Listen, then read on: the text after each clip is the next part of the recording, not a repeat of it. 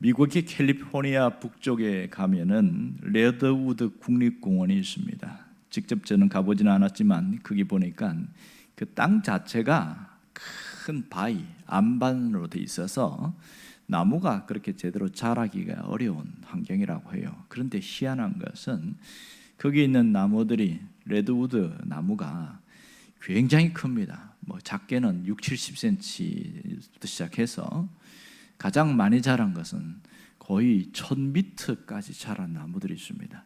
너무 신기하니까 사진을 찍은 것만 봤는데요. 그 사진을 찍었는데 장정 10사람이 손에 손을 잡고 쫙 있었는데 그래도 다 안 잡힐 만큼 그만큼 거대한 나무 있습니다. 그런데 이해가 안 되는 거예요. 학자들이. 아니 이 밑에가 안반이면 뿌리를 깊이 내릴 수 없는데 어떻게 태풍에 그렇게 견디고 그렇게 뭐 1000m까지 자랄 수 있었을까? 이건 불가능하다 이런 얘기를 한 겁니다. 그 지질학자들이 조사를 해서 쫙 이렇게 단층 촬영을 해봤더니 희한한 일이 생겼어요. 나무 한 그루가 자라는데 이 뿌리를 쫙 뻗어나가면 독립적으로 있지 않고 옆에 나무와 옆에 나무 뿌리가 서로 얽히고 막 이렇게 함께 가더래요. 그리고 가물 때에는 다른 나무가 그 양분을 공급해 줘서 죽지 않도록 그렇게 서로가 서로를 연결되어 있는 그런 모습을 보았다는 거예요. 깜짝 놀랐다는 거죠. 그래서 이 한 나무 하나하나가 거대한 나무가 되는 데는 이유가 있더라. 그러면서 서로 함께 연합하고 하나 된 모습들이 이 엄청난 숲을 만들었고 사람들을 찾아오게 만드는 그런 유명한 국립공원으로 자리매김을 했습니다. 자, 가장 금옥이 되는 데는 함께함에 있다. 그렇게 누가 또 칼럼을 쓴 것을 보았어요. 그런데 사실 우리가 사는 현실을 보면 이 나무들처럼 서로 얽혀서 함께하기가 정말 힘듭니다. 한 가정 안에서도 가족이 전체가 함께하는 게 어려운데 서로 그 구성원 사이에서도 함께한다는 게 이게 정말 어렵단 말입니다. 그러다 보니까 우리에게 나타나는 현실이 뭐냐? 외로움이라는 거예요. 인간에게서 가장 큰 불행 중에 하나는 외로움과 단절입니다. 이게 가장 큰 힘든 것이죠. 그러면 이 외로움과 단절이 어디서부터 왔느냐는 거예요. 이것은 우리가 잘 아는 대로 에덴 동산에서 왔습니다. 에덴 동산에서 하나님과 결별하면서부터 이 외로움이라는 것과 단절이 생겼고, 그리고 그것의 뿌리는 죄에 있다는 것을 알 수 있습니다. 여러분, 인간은 살아가면서 부딪히면서 겪는 가장 큰 고통과 어려움을 결국 깊이 들어가 보면 죄의 문제에 있다는 거죠. 왜 부딪힙니까? 욕심 때문에 부딪히는 겁니다. 왜 부딪히냐? 탐욕 때문에 그렇다는 거예요. 결국 그게 다 죄거든요. 이것 때문에 우리가 깨어지는 경우가 많습니다. 그러면 이 죄의 문제를 어떻게 해결하냐? 이것이 우리의 고민인 것이죠. 안타깝게도 죄라는 것은 단절을 가져왔음을 알 수 있습니다. 이 관계가 깨어지는 단절, 이게 이 에덴 동산에부터 있어진 것이죠. 선악과를 먹음으로써 어떤 단절이 왔습니까? 하나님과 단절되었습니다. 또한 그 선악과를 먹은 다음에 눈이 밝아져서 하나님과 같이 된 것이 아니고 자기들이 벌거벗은 부끄러움을 보게 되었습니다. 그리고 하나님이 두려워지기 시작해서 숨었어요. 나무 사이에 숨고 또 나무팁을 무화과나무를 얼기설기해갖고 옷을 가리고 이렇게 하면서 뭐가 나오냐면 인간에게 고독이 찾아온 거예요. 자기 자신과의 단절이 왔습니다. 그리고 이 문제가 누구 때문이냐? 네 때문이다. 그렇게 자꾸만 네가 이걸 먹으라고 그래서 그렇지 않느냐? 그러면서 사람과의 관계의 단절이 일어나는 겁니다. 서로 탓하면서 거기서 외로움이 생기게 된 것이죠. 불행한 것은 자연과의 단절도 일어났습니다. 이렇게 인간이 죄 지었는데 누가 피해를 받냐면 자연이 피해를 받습니다. 이 자연이 가시와 엉겅퀴를 내게 되었습니다. 가시와 엉겅퀴라는 것은 좋은 열매가 나타나지 않는다는 거죠. 고통이 있고 수고해야 되고 그런 어려움들이 우리에게 왔다. 이 문제의 해결은 결국 어디에 있습니까? 우리가 아는 대로 이 깊은 인간의 단절과 외로움의 문제 해결은 주님께 있습니다. 결국 십자가에 있다는 걸 알 수 있습니다. 이 사람과 사람 사이의 문제도 어디에서 해결됩니까? 십자가 사건을 통해서 해결될 수밖에 없는 거예요. 이 십자가 사건이 우리 나타난 것을 뭘 표현하냐면 처음 시작된 것을 바로 성경은 임마누엘 이렇게 표현합니다. 임마누엘이라고 합니다. 오늘 읽은 성경에 보면 보라 이렇게 이야기하면서 23장에 보면 처녀가 잉태하여 아들을 낳을 것이요 그 이름을 임마누엘이라 하라. 이게 어디 나온 겁니까? 이사야 7장에 이사야가 한 예언의 내용을 그대로 인용한 거잖아요. 예수님이 오신 것에서 마태가 이야기하면서 이사야가 이렇게 오실 것이다. 700년 전에 예수님 오실 것에 대해서 인용해서 얘기합니다. 자, 임마누엘 뜻을 우리가 알아야 합니다. 임자라는 것은 바로 함께라는 겁니다. 함께. 마누 이건 우리라는 뜻이죠. 엘 하나님. 붙이면 임마누엘은 하나님이 우리와 함께 계신다. 이런 뜻이 되겠죠. 자, 이렇게 예수님이 오기 700년 전부터 이사야를 통해서 그 주님이 오실 것을 이야기합니다. 놀라운 것은 예수라는 그 이름 속에 뭐가 담겨 있어요? 임마누엘이 있다는 겁니다. 그 이름 속에 하나님이 뭘 심어놨어요? 하나님이 너희와 함께 할 거야. 그것을 그 속에 담아놨다는 겁니다. 이것을 거슬러 올라가면 창세기 3장 15절에 여자의 후손을 보내줄 것에 대한 응답으로 임마누엘 예수님이 오심을 우리가 분명히 알 수가 있습니다. 자, 여기서 우리가 신구약 성경을 믿는다고 하는데 신구약 성경을 믿는다 할 때 신앙을 가진 사람들은 반드시 붙들어야 되겠습니다. 성경은 하나님의 말씀이다. 이것에 대해서 변함이 없어야 됩니다. 그런데 성경을 깊이 연구하는 사람들 중에 성경을 하나님의 말씀을 안 받아들이는 자들이 굉장히 많습니다. 말씀을 신화로 받아들이고 인간의 어떤 저술로 받아들이고 이런 경우가 있습니다. 그런데 100% 하나님의 말씀을 받아들인 것이 이것이 올바른 건전한 신앙이거든요. 또 하나가 뭐냐면 예수님에 대하여 예수님은 하나님이요 사람이심을 완전히 전적으로 믿는 거죠. 어떤 분은 이렇게 믿는 사람이 있어요. 50%는 하나님이고 50%는 인간이다. 이게 맞아요? 이건 틀린 거예요. 예수님은 온전한 신성과 온전한 인성을 가지고 있다. 100% 하나님이시고 100% 사람이다. 합치면 역시 100%가 되는 거죠. 이렇게 믿는 것을 건전한 신앙이다 이야기합니다. 또 하나는 예수님의 탄생에 대한 이야기입니다. 동정녀 탄생인 거죠. 이건 과학으로 증명할 수가 없어요. 논리로 증명되어 되지 않습니다. 이건 성탄은 신비입니다. 동정녀 탄생을 믿을 수 있어야 되고 그 믿는 신앙 이것이 기적인 거죠. 하나님의 기적은 동정녀 탄생에서부터 나타나고 있습니다. 자, 그러면 하나님이 인간의 몸을 입고 오는 것을 바로 우리가 임마누엘 이렇게 이야기합니다. 동정녀 탄생을 다른 표현은 임마누엘하는데 왜 이게 중요하냐는 거예요. 왜 이게 중요하냐? 이것은 인간의 몸을 이 땅에 입고 오셔야 되는 이유는 딱 한 가지죠. 뭐라고 그랬습니까? 그것은 우리의 구원과 연결된 가장 중요한 사건이기 때문에 그렇다는 겁니다. 하나님이 인간이 되어야 하는 이유가 뭐예요? 임마누엘 오신 이유가 뭡니까? 그것은 우리를 하나님의 자녀 세우기 위함인 거죠. 우리를 천국 백성이 되게 하기 위함입니다. 그러기에 임마누엘이 있습니다. 결국은 동정녀 탄생, 그 임마누엘은 하나님의 능력, 하나님의 권능이 그 속에 있었고 하나님의 역사심이 있었습니다. 오늘 그 동정녀 탄생이라는 것을 더 나아가서 임마누엘 이야기할 때에 이 부분을 정말 잘 우리가 기억해야 됩니다. 근데 희한한 것은 이걸 그 다음에 뭐라고 하냐면 보라 이렇게 이야기합니다. 보라 임마누엘이라 하리라 하면서 이를 번역한 적 하나님이 우리와 함께 계시다 이렇게 써놨어요. 자, 여기서 제일 먼저 23절에 나온 게 단어가 뭡니까? 보라라는 단어입니다. 이 보라 이것은 참 특별한 단어라고 할 수 있습니다. 하나님이 어떤 사건에 개입하셔서 역사 속으로 들어와서 간섭하실 때에 쓰는 단어가 보라 이렇게 이야기합니다. 이 보라는 단어를 씁니다. 그러니까 감탄사죠. 요셉이 마리아와 정혼을 했지만 동침한 적이 없는데 아이를 가졌어요. 이 마리아가 아이를 가졌어요. 이게 뭐예요? 하나님이 역사 속에 개입하시겠다. 하나님이 마리아에게 개입하셨다. 그것이 보라라는 단어입니다. 자, 그럼 여러분 우리가 하나님의 우리 삶에 간섭하시면 개입하시면 어떤 문제도 풀어지는 것을 알 수 있습니다. 이것이 우리가 느낄 때 하나님이 하셨어요 이렇게 표현하는 것을 보라 이렇게 표현합니다. 여러분 우리에게는 이 임마누엘의 사건이 여기서 시작되는 것을 알 수 있습니다.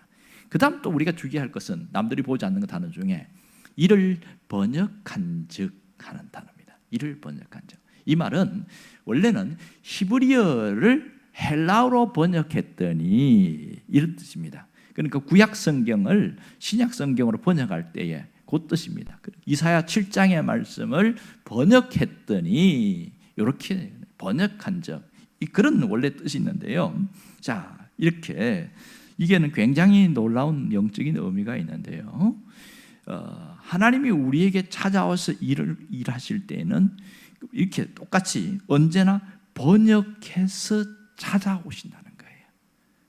번역해서 찾아오신다. 무슨 말이냐면 하나님은 저 높은 곳에만 계신 분이 아니라 바로 우리의 형편, 내 연약한 삶과 처지를 아시고 번역해서 우리에게 삶으로 깊숙이 찾아오신다, 이런 뜻이 됩니다.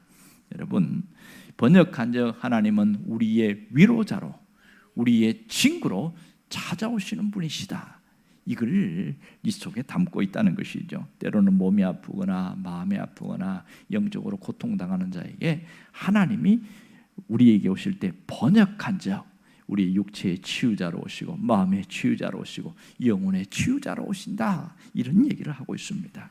또한 절망과 고통하면서 사람에게 배신당한 자에게 하나님이 어떻게 합니까? 죄에 고통하는 자에게 하나님이 우리에게 오실 때는 번역한 적 용서자로 오신다는 것이죠. 그리고 우리의 구원자로 오신다는 것을 말하고 있습니다. 오늘 임마누엘 사건을 통해서 우리에게 중요한 메시지를 주고 있어요. 그것은 뭐냐면 성탄을 맞이하는 성도들에게는 언제나 그 마음속에 임마누엘 신앙을 갖고 있고 그 신앙으로 살아야 한다는 것이죠.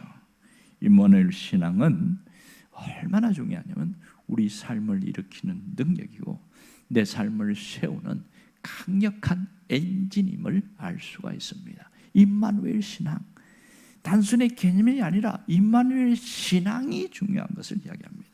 여러분, 이 임마누엘은 인생의 끝에서도 우리와 함께 하심을 말하고 있는 것이죠. 임마누엘은 하나님의 약속입니다. 약속. 이 약속이 얼마나 중요하냐면 사도 바울은 이 임마누엘을 믿고 임마누엘 신앙으로 살았어요. 그것을 그가 자기 삶으로 풀어내면서 성경이 어떻게 그러냐면 갈라디아 2장 20절에 뭐라고 그러냐면 내가 그리스도와 함께 십자가에 못 박힌다니, 이렇게 말하면서 그런 적 이제는 내가 사는 것이 아니요 오직 내 안에 그리스도께서 사시는 것이라. 자, 내 안에 그리스도께서 사시는 것이라. 내 인생의 끝에서도 내 안에 그리스도께서 사시는 것이다. 이게 임마누엘이라는 거죠. 임마누엘 신앙은 우리를 확 바꿔놓고요, 삶 전체를 바꿔놓습니다. 여러분, 미국의 워터게이트 사건 아시지요? 그 유명한 닉슨 대통령이 하야하게 만들었던 워터게이트 사건 말입니다. 그것이 1972년부터 74년 그 상간에서 일어난 엄청난 사건인데 그게 수많은 사람들이 연루됐고 뭐 도청 사건이라든지 이랬는데 그 중에 한 사람이 형무소에 간 사람이 있는데 찰스 콜슨이라는 사람입니다. 이 사람은 보좌관으로 있으면서 아주 큰 일을 했는데 그만 여기 연루돼서 형무소에서 형을 살다가 오는데요. 그런데 거기서 예수님을 만납니다. 그는 권력의 절정에서 예수님 만난 게 아니고 삶의 끝자락에서 완전히 갈 때까지 가서 더 이상 내려갈 곳이 없는 그 자리에서 예수님을 만나게 되었습니다. 그 임마누엘 주님을 만나게 된 것이지요. 그런 다음에 그는 자기 자신이 나중에 나온 다음에 born again, 거듭났다고 해서 책을 쓰고 그는 자기가 형무소에서 주님을 만났기 때문에 그 형을 살고 있는 그 죄수들을 위해서 굉장히 많은 선한 일을 하고 봉사를 하고 그런 많은 일을 했던 그런 콜슨이라는 사람의 이야기가 나옵니다. 정말 임마누엘 한 주님을 만나면 사람이 바뀌는 걸 알 수 있습니다. 우리 인생을 가만히 보면 때로는 인생의 정점에서 주님을 만나는 게 아니고 인생의 끝자락에서 주님을 만날 때가 참 많습니다. 2016년에 나온 책인데요, 나의 끝, 예수의 시작, 이런 책을 나왔습니다. 이 책은 카일 아일드먼이라는 사람이 썼는데 이 책은 잘 몰라요. 그런데 그 카일 아일드먼이 쓴 책은 중에서 상당히 많이 알려진 게 있습니다. 그런 근데 이분이 무슨 얘기했냐면, 내가 가장 잘 나갈 때 주님이 내게 찾아오는 것이 아니고 인생의 끝자락에 있을 때 주님이 나를 찾아오시는 경우가 많다, 이런 얘기합니다. 그 카일 아일드먼이 쓴 팬인가 제자인가, 그 책은 한국에 굉장히 많이 알려졌습니다. 뭐 예수님의 팬이냐 아니면 진짜 예수님의 제자냐, 뭐 그런 뜻으로 자기의 어떤 신앙에 대한 자전적인 것을 써놨던 내용인데요. 근데 이분이 그런 얘기를 하는 거예요. 내가 죽고 예수님이 사시는 삶을 살기 위해서는 매일같이 자기 자신을 능동적으로 자신의 끝을 가자고 스스로 끝자락에서 주님의 손을 붙들 수 있는 그런 자가 되어야 된다, 이런 얘기입니다. 그러니까 내가 아무런 문제가 없을 때에도 내가 죽고 주님이 함께 사는 삶을 살려고 하면 내가 막 끝인 것처럼 인식하고 주님을 붙들으라는 얘기고요. 또 자기 삶의 진짜 끝자락에서 어려움 당한 경우에 그때 주님을 붙들 절호의 사인이라는 것을 놓치지 말라면 그 얘기를 하고 있는 것 같아요. 그 내용들은 그런 얘기입니다. 여러분, 정말 이 주님을 붙들 때에 뭘 만나냐면 임마누엘 주님을 만나게 되어지고 임마누엘 축복이 그 삶 속으로 스며들어오는 것을 알 수가 있습니다. 신앙생활에서 가장 중요한 것은 임마누엘의 체험입니다. 아는 게 아니라 임마누엘의 체험. 하나님이 우리와 함께 하신다는 이 체험은 굉장한 힘을 가지고 있습니다. 사실 오래 믿은 사람들 중에 안 좋은 면이 뭐냐면 알고 있는 것에서 머무는 경우가 많습니다. 특별히 임마누엘에 대해서도 오랫동안 들어서 알고 배워서 알고 많이 알아요. 그런데 당신에게 임마누엘의 체험이 있느냐 이렇게 물으면 대답을 못하는 사람 상당히 많습니다. 하나는 생각이 안 나서 못하기도 하지만 전혀 경험하지 않아서 못하는 경우가 많습니다. 그냥 임마누엘을 하나님, 그러니까 이성적으로 배운 지식만 갖고 있다 보니까 당신의 삶에 임마누엘의 경험이 있습니까? 물으면 내가 뭐가 있지? 대답을 못하는 거예요. 왜냐하면 그렇게 살아본 경험이 없거든요. 그냥 덮어놓고 믿어버리니까. 그런데 이 임마누엘의 체험이 뭡니까? 하나님이 나와 함께 하심이 삶의 현장에서 체험되어지고 그 주님 붙들고 다시 일어난 체험이잖아요. 그것이 자기 삶을 일으키는 굉장한 동력이 되어지는데, 이게 없으면 신앙생활을 피상적으로 하게 되어집니다. 그냥 수박 겉핥기식으로 하게 된다는 것이죠. 그런 신앙생활은 재미가 없습니다. 진짜 재미없는 신앙생활, 제일 고달프고 힘든 신앙생활이 수박 겉핥기식입니다. 안 믿을 수도 없고 교회 안 갈 수도 없고 가자니 귀찮고 피곤하고, 이게 굉장히 문제예요. 이런 사람에게는 정말 임마누엘에 대해서 전혀 와닿지 않습니다. 여러분, 가장 중요한 것은 이 임마누엘의 신앙 체험이 중요한 거예요. 내 삶에 가장 어려울 때 그때가 하나님께로 돌아와서 주님을 체험할 수 있는 결정적인 기회인 것을 알아야 합니다. 어떤 분이 그런 얘기를 했어요. 유명한 분인데요, 이분이 요한복음 3장 16절 있지 않습니까? 하나님이 세상을 이처럼 사랑하사 독생자를 주셨으니, 이걸 가지고 이렇게 빗대어서 이렇게 얘기했어요. 인간에게 가장 필요한 것이 만약 지식이었다면 하나님은 세상을 이처럼 사랑하사 우리에게 교육관을 주실 것이에요, 이렇게 이야기했어요. 인간에게 가장 필요한 것이 건강이었다면 하나님이 세상을 이처럼 사랑하사 우리에게 의사를 보내주셨을 것이다. 인간에게 가장 필요한 것이 즐거움과 쾌락이었다면 하나님이 세상을 이처럼 사랑하사 우리에게 연예인을 보내주었을 것이다. 여러분, 정말 인간에게 가장 필요한 것은, 본질적으로 필요한 것은 죄 사함입니다. 죄가 없어지는 것, 죄가 용서받는 것이 있는 것이죠. 사람이 죄를 지으면 마음에 편안하게 잠잘 수 없습니다. 어떤 분이 19년 동안 죄 때문에 도망다니다가 2개월 그 마지막 그 형이 말소되는 마지막 2개월을 남겨놓고 자수한 거예요. 경찰서하고 자수하면서 내가 아무개입니다, 이런 죄를 지었습니다. 딱 조사해 보니까 금방 튀어나오거든요. 그래서 궁금한 거예요. 세상에 2개월만 지나면 그 죄가 완전히 그 법적으로 말소되어 없어지는데 아니 왜 자수했습니까? 이렇게 묻는 거예요. 형사도 조사하면서 너무너무 죽을 것 같아서 내가 죽기 싫어서 자수했습니다. 이렇게 이야기하는 거예요. 여러분 이게 이해됩니까? 죄를 지으면 그 죄에 짓눌려 가지고 경찰들 피해 다니고 인간으로 살 수가 없는 거예요. 그래서 그것 때문에 살 수가 없어서 자기가 차라리 이러다가 내가 형 살고 말겠다 그러면서 그렇게 자수를 한 거죠. 여러분 죄 사함이 얼마나 소중한지 모릅니다. 우리가 죄에서 자유한다는 것은 굉장한 행복을 누리는 겁니다. 그래서 하나님이 세상을 이처럼 사랑하사 우리에게 구세주를 보내주셨다는 거죠. 이게 얼마나 중요한지 몰라요. 여러분 우리가 구세주 그리스도가 우리의 임마누엘 주님 되신다는 것, 이걸 경험하는 것은 진정한 신앙인으로 살아가는 놀라운 체험의 발걸음인 것을 알 수 있습니다. 여러분 우리가 임마누엘의 의미를 깨닫고 신앙생활을 해야 됩니다. 임마누엘의 구체적인 의미는 두 가지입니다. 하나는 임마누엘은 주님이 나의 죄를 짊어지신다 그런 뜻입니다. 죄를 짊어지신다. 나의 죄를 짊어지신다. 임마누엘은 우연이 아니라 필연적 사건인 것을 우리가 알아야 한다는 것이죠.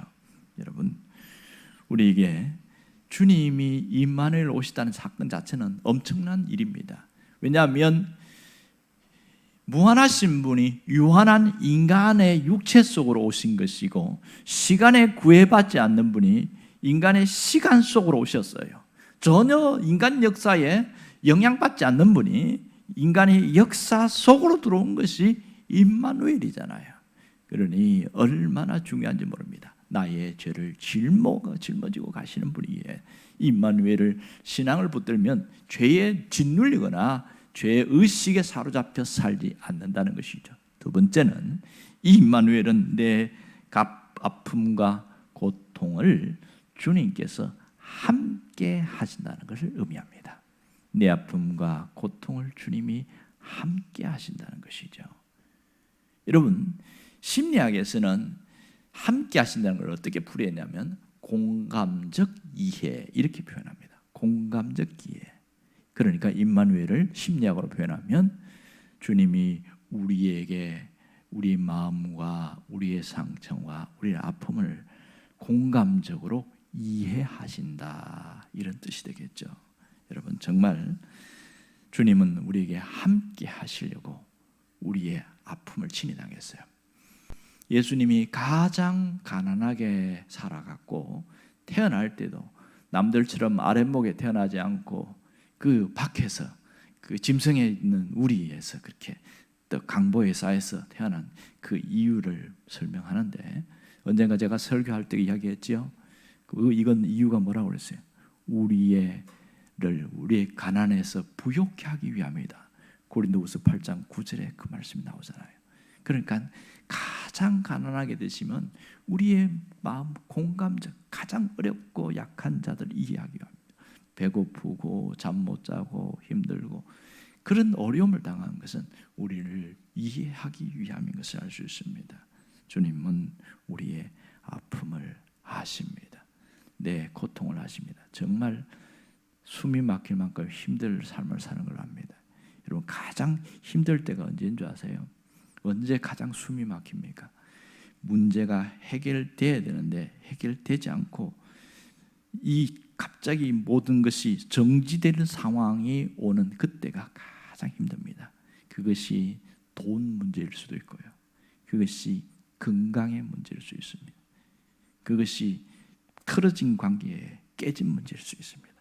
해결돼야 되는데 해결되지 않을 때 우리는 잠 못 자고 소화도 못하고 고통할 때가 굉장히 많습니다. 그런데 우리가 임마누엘 신앙을 가진 사람은 하나님이 눈에 보이지 않지만 하나님 앞에 설 때 느껴져요. 주님이 아시는구나. 내 혼자 고민하고 고통하는 것이 아니고 주님이 나를 아시는구나. 그게 피부적으로 깊이 숨에 들어오면요 갑자기 힘이 확 솟아나요. 희한하지요. 아무것도 변한 게 없어요. 딱 변한 것이라고는 주님이 나를 아신다, 나를 이해하신다는 것이 쑥 영혼 깊이 들어오게 된 거죠. 그러면서 엄청난 힘이 솟아납니다. 나는 혼자가 아니다. 그러면서 일어나는 거예요. 혼자가 아니라는 거예요. 주님이 함께 하시기 때문에 감당할 수 있다는 것이죠. 그러니까 사람이 달라지는 거예요. 여러분, 어떤 어려움 속에서도 주님이 함께 잊지 않기를 원해요. 주님이 감당할 수 있다는 것을 잊지 않기를 원합니다. 이걸 안다면 내가 어떻게 살아야 될지 분명히 확인이 되어지는 겁니다. 내가 살아가는 삶 자체가 메시지라는 것을 잊지 않아야 됩니다. 메시지. 내가 살아가는 삶 자체가 주님의 메시지라는 것이죠. 특별히 가장 연약한 사람, 손이 필요한 사람에게 손을 내밀 때 그것이 내가 메시지로 살아가게 되는 것이죠.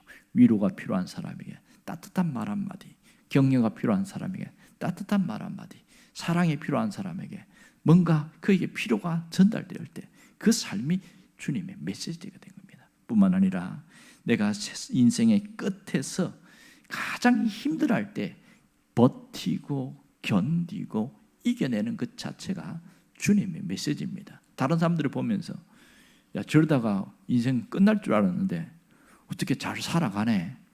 가만히 보니까 아, 저분이 신앙이 있구나. 그 하나님 믿는구나. 그러면서 그 신앙으로 살아가는 거 보면서 얼굴이 시커멓게 썩어 들어가고 죽어 들어가는 게 아니고 얼굴이 환한 거예요. 분명히 역설적으로 살아가는 삶이지요. 그걸 보면서 뭘 봅니까? 보이지 않는 하나님을 보는 거예요. 이게 주님의 메시지로 살아가는 겁니다. 뿐만 아니라 저마다 사람에게 약점이 있어요. 가시라고 성경은 표현합니다. 그 가시가 주님의 메시지가 될 수 있다는 사실입니다. 바울도 그런 얘기를 하지 않습니까? 내가 가시가 있어서 이것 때문에 하나님께 3번 기도했는데 하나님이 뭐라고 대답했냐? 그것은 내 은혜가 너에게 족하다 이렇게 말씀합니다. 그때 바울이 뭐라고 고백한 줄 아세요? 하나님 그럴 수가 있습니까? 절대로 그렇게 하지 않습니다. 그가 뭐라고 이야기했냐면 바로 하나님 내가 약할 때에 강하게 된 것을 감사합니다. 그렇게 이야기하는 거예요. 내가 가장 약하기 때문에 그 약함 때문에 주님 의지하고 약함 때문에 주님 앞에 나오게 된 것. 이게 바로 주님의 메시지로 살아가는 것이지요. 여러분, 주님은 우리와 함께 하십니다. 주님 우리를 붙들고 계신 것 잊지 않기를 바랍니다. 우리 삶 가운데 하나님의 놀라운 역사가 있음을 놓치지 않기를 바랍니다.